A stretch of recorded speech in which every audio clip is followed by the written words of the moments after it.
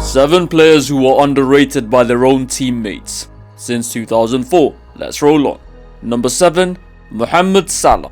I may not think he's as good as Premier League Ronaldo, but clearly I think he's better than a lot of his teammates do. For example, when Virgil van Dijk was asked about who the best player he ever played with was, he said Bobby Firmino. When James Milner selected the greatest 11 he's ever played with, Mo Salah didn't even get into the team. You know who did? Again, Bobby Firmino. And this is nothing against Bobby. I feel he himself is underrated at times. But when you step back and assess the achievements of pretty much every single player in the Klopp era, Mo Salah is the only name who no one can argue with as far as making it to the top 4 in the club's history. And as far as being the best pool player since Gerrard's exit, if we're being honest, outside VVD it shouldn't even be remotely close. Henderson was crucial, Milner was crucial, Mane was great, Firmino, as I said, was underrated, Trent was exciting, Robbo was solid, but none come anywhere near to King Mo.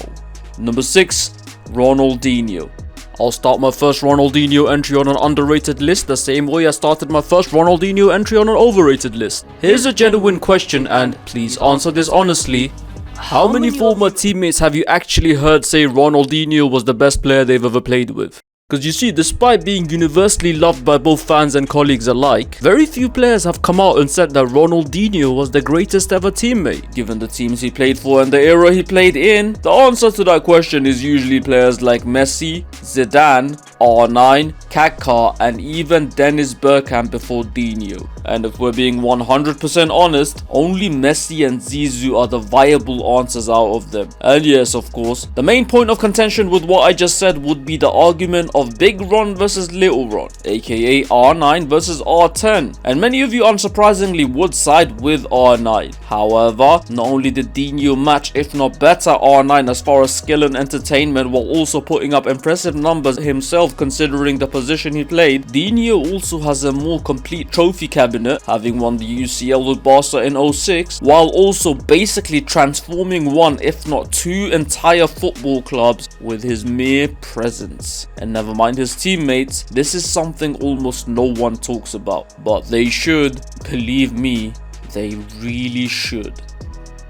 You see, when Dinho arrived at the club, Barcelona were a side who hadn't won the league in almost half a decade and the Champions League in over a full decade. But then over the next few years during his time in Catalonia, the club went on to win both of those trophies plus more, and even continued the pattern of success a decade or more after he was gone. And it all started with this man.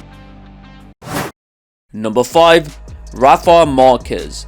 Yaya Toure has been on the record saying that Rafa Marquez was 10 times better than Gerard Piqué. 10 times better than Gerard Piqué. And the high praise for Marquez by his teammates pretty much ends there. But in truth, this man is arguably the greatest Mexican defender of all time. He was Barca's starting centre-back in their back-to-back league wins during the Dinho years, and he could also play as and was a very competent midfielder. And listen, it's no surprise that Guardiola opted for the La Masia graduate over Marquez when he arrived. Piqué simply was more convenient as far as what Pep was trying to do. But as far as individual qualities as defender, Marquez was, while not on Piqué's level, very good on the ball, but in addition had better positioning than Piqué, was stronger than Piqué, more active than Piqué, had more tactical awareness than Piqué, and you know what, he may have actually been 10 times better at one-on-ones than Piqué. And yet, he gets mentioned a lot less than Piqué. Some may say 10 times less. Number 4, Angel Di Maria.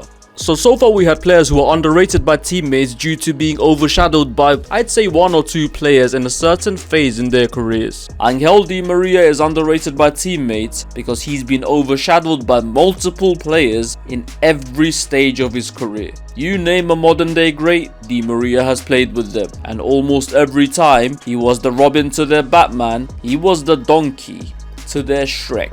But make no mistake, Angel Di Maria has been the best big game player of his generation outside Ronaldo. He's been the man of the match in a Champions League final, scored the winning goal in a Copa America final, got another in a World Cup final, and delivered big everywhere he went. Yes, United fans, be honest with yourselves, everywhere he went. Yet, when asked about the greatest 11s or the best 5-a-side teams, his teammates very rarely give him a mention, with people like CR7 claiming Giggs was better than him. I wonder why. Number 3, Sami Hyypiä. Right, so if you're one of my early subscribers, you'd be aware of the fact that I cannot stand Jamie Carragher. I think he's a piece of shit and is the sole reason I no longer watch what was otherwise one of my favourite shows on YouTube in Stick to Football. And trust me people, one day you'll find things out.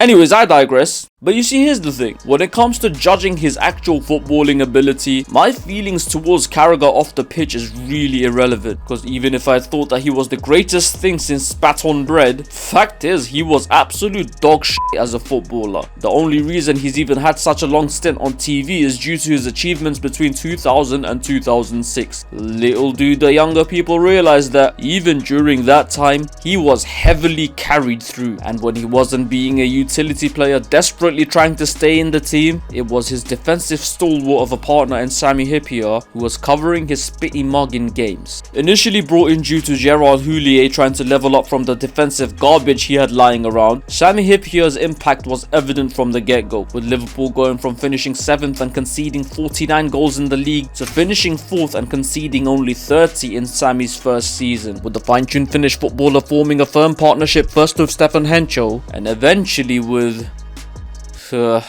listen, Carragher had a mouth. Hyypiä had everything else. He was really good on the ball for his time, super strong, read the game as well as most centre-backs of his era, wasn't the quickest but had enough speed to recover, and even popped up with goals on occasion. Goals on the right end. Because you see, this was the main man behind Pool's defensively solid foundation during the early Benitez years. But due to his quiet demeanor, he just needed someone besides him to yell at people while he did all the real work. And because of that, people still take this piece of shit seriously. And mind you, if he's not sending thank you cards to Rafa, Stevie and Sammy every day, yeah, I'd say he's an ungrateful twat on top of everything else. Number 2, Marcos Senna.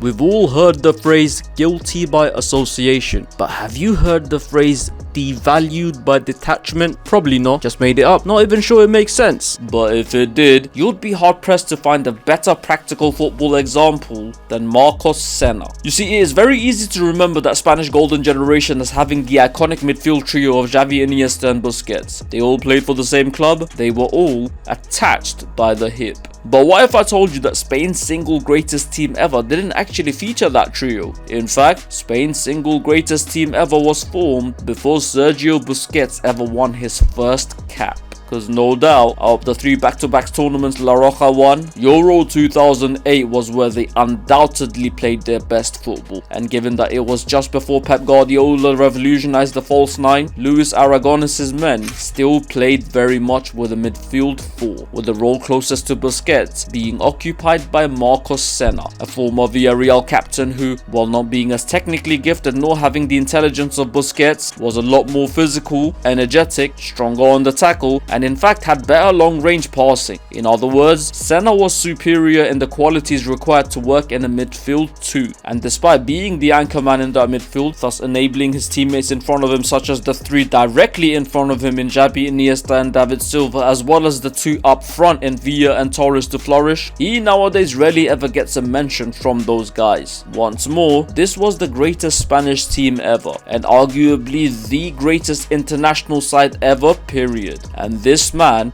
was at the heart of it all, and for that, it should be more or less criminal for one to forget to every now and then put some respect on his name. And number 1, Gary Neville. Nemanja Vidic says he hated playing with him. Roy Keane said his first touch was awful. Micah Richards said he was a better fullback than him. Even David Beckham, who even had complimentary things to say about even Diego even Simeone, has busted G-Nev's balls as far as his ability. And yes, don't worry, I am well aware that these are all merely his teammates and, well, mates, just having a laugh and joke.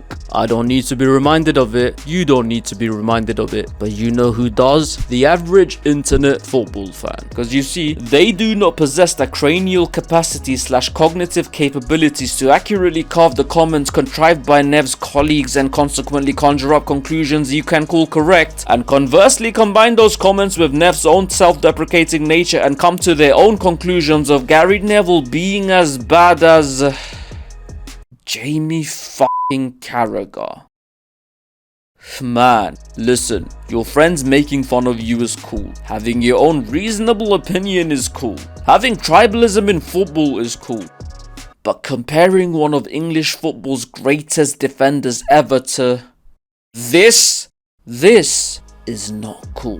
It wasn't cool. It will never be cool.